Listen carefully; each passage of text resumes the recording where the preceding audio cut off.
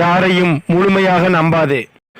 ஒரு ஊரில் ஒரு விவசாயி தன் மனைவி மற்றும் ஒரு மகனுடன் வாழ்ந்து வந்தார். அவர் மகனுடைய பெயர் வரதன். மேலும் வரதனுக்கு 3 நண்பர்கள் உள்ளனர். அவர்கள் 3 பேரும் பள்ளியிலிருந்து அவனுடனே படித்து வந்தார்கள். இவர்கள் 4 பேரும் தற்போது கல்லூரியில் இறுதி ஆண்டு படித்து வருகின்றனர்.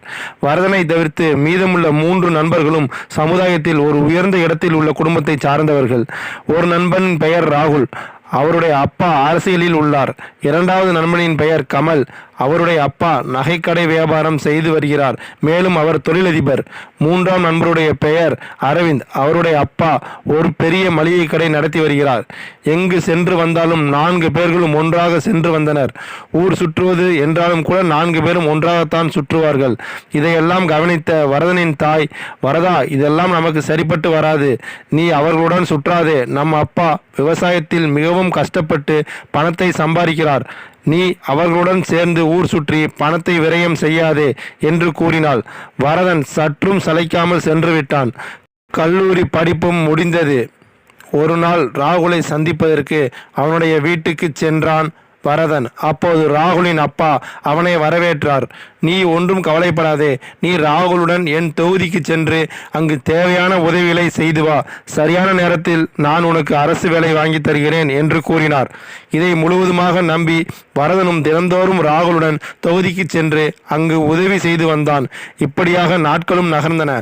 ஒரு நாள் 2வது நண்பரான கமலின் வீட்டுக்கு சென்றான். கமல் அவன் அப்பாவின் தொழிலை கவனித்து வந்தான். அப்போது கமல் கூறினான், நீ ஒன்றும் கவலைப்படாதே. உனக்கு தனியாக ஒரு தொழில் தொடங்க எனது அப்பாவிடம் கூறியுள்ளேன். கூடிய விரைவில் உனக்கு ஒரு தொழில் தொடங்கி வைத்துக் கொடுக்கிறேன் என்று கூறினான். இதை நம்பிக்கொண்டே சில நாட்களும் நகர்ந்தன. அதன் பின்னர் ஒரு நாள் அரவிந்தை சந்திக்க சென்றான் வரதன். வரதா, நீ ஒன்றும் கவலைப்படாதே. என் அப்பா என்னிடம் கூறியுள்ளார்.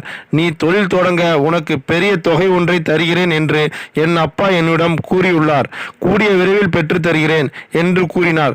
இதையும் முழுவதுமாக நம்பி எந்த முயற்சியும் செய்யாமல் சில நாட்களை நகர்த்தினான். வரதனின் அப்பாவுக்கு வயதான காரணத்தினால் முன்பு போல் விவசாயம் செய்ய முடியவில்லை. குடும்பத்தில் வருமானம் குறைந்தது. மேலும் உண்ணும் உணவும் குறைந்தது.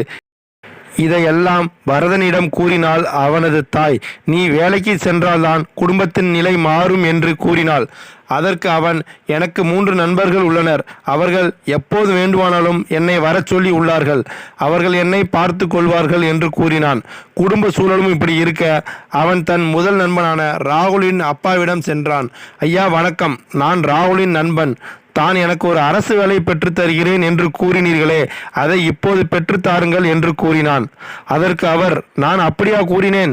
சரி, இப்போது நான் ஆளுங்கட்சியும் இல்லை, பழைய நிலையிலும் அரசியலில் இல்லை. சிறிது காலம் பொறுத்துக்கொள் என்று அவனை அங்கிருந்து அனுப்பி வைத்தார். மிகவும் மனமுடைந்து 2வது நண்பனான கமலிடம் சென்றார். உன் அப்பா தொழிலதிபர் தானே, எனக்கு ஒரு தொழில் வைத்து கொடுக்கிறேன் என்று கூறினாய் அல்லவா, இப்போது செய்ய சொல் என்று கூறினான். அதற்கு அவன் கூறினான், தொழில் மிகவும் நலிவடைந்து உள்ளது. மேலும் என் அப்பா சில தொழில்களை கைவிட்டு விட்டார். இப்போது சூழல் சரியில்லை. சிறிது காலம் கழித்து பார்க்கலாம் என்று கூறிவிட்டான். இப்படி இருக்க 3வது நண்பரான அரவிந்திடம் சென்றார். உன் அப்பா தொழில் தொடங்குவதற்கு எனக்கு ஒரு தொகை தருகிறார் என்று கூறினாய் அல்லவா, இப்போது பெற்றுத்தா என்று கூறினான். சரி பொறு, அப்பாவிடம் கேட்டு வருகிறேன் என்று கூறினான். சிறிது நேரம் கழித்து வந்து, அப்பா அனைத்து தொகையையும் வியாபாரத்தில் போட்டுவிட்டார். அதனால் தற்சமயம் கையில் பணம் இல்லை என்று சிறிது காலம் பொறுத்துக்கொள், பார்க்கலாம் என்று கூறிவிட்டார் என கூறினான். மிகவும் மனமடைந்து போன அவன் இப்போதுதான் தன் வாழ்க்கை நிலை பற்றி யோசித்தான். நாம் யாரையும் நம்பி வாழக்கூடாது என்பதை அப்போதுதான் உணர்ந்தான். வீட்டில் வந்து அம்மாவிடம் நடந்தவற்றையெல்லாம் கூறினான். பிறகு அம்மா கூறினாள், நமது மாமா ஒரு நல்ல கம்பெனியில் வேலை செய்து வருகிறார். அங்கு அவரிடம் கேட்டு ஒரு வேலை கேட்கலாம் என்றாள். மாமாவும், சிறிது காலம் பொறுத்துக்கொள், உனக்காக நல்ல வேலை வாங்கி தருகிறேன் என்று கூறினார். மீண்டும் அவன் அதை நம்பிக்கொண்டு சிறிது காலங்களை கடத்தினான். மாமாவிடமிருந்து எந்த தகவலும் வரவில்லை. நேராக மாமா வீட்டுக்கு சென்று என்னவாயிற்று என்று கேட்டான். வா வரதா, மறந்தே போயிட்டேன். இப்பதான் புது கம்பெனியில் வேலைக்கு சேர்ந்திருக்கேன், கொஞ்ச நாள் பொறுத்துக்கோ, ஒரு நல்ல வேலை வாங்கி தரேன் என்று கூறினார். என்ன மறந்துட்டீங்களா? உங்களை நம்பிதான் நான் எந்த வேலைக்கும் போகாம வீட்டில் இருக்கேன் என மனதுக்குள் நினைத்து கொண்டான். சரி என்று கூறி அங்கிருந்து கிளம்பினான். அதன் பிறகு வாழ்க்கையில் அவன் யோசிக்க தொடங்கினான். யாரும் உதவ மாட்டார்கள் என்பதை உணர்ந்தான். அவனே பல கம்பெனிகளுக்கு வேலைக்கு முயற்சி செய்தான். ஒரு சில மாதங்களில் அவனுக்கு ஒரு நல்ல பணி கிடைத்தது. பணியில் சிறப்பாக செயல்பட்டு மென்மேலும் வாழ்க்கையில் முன்னேற நல்ல நிலைக்கு சென்றான். அப்பா அம்மாவையும் பார்த்து கொண்டான். சமுதாயத்தில் ஒரு நல்ல நிலைக்கு முன்னேறிவிட்டான். அப்போது அவன் அம்மாவிடம் கூறியதை உணர்ந்தான். நமக்காக யாரும் உதவ மாட்டார்கள், நாம் தான் முயற்சி செய்ய வேண்டும் என்பதை உணர்ந்தான். இந்த உலகில் வாழும் அனைவருமே இவ்வாறு தான் சிந்திக்க வேண்டும். நண்பர்கள், உறவினர்கள் எல்லாம் ஒரு எல்லை வரைதான். நாம் முயற்சி எடுத்தால் மட்டுமே நம் வாழ்க்கையில் முன்னேற முடியும். ஒரு கட்டம் வரைதான் அவர்கள் வருவார்கள்.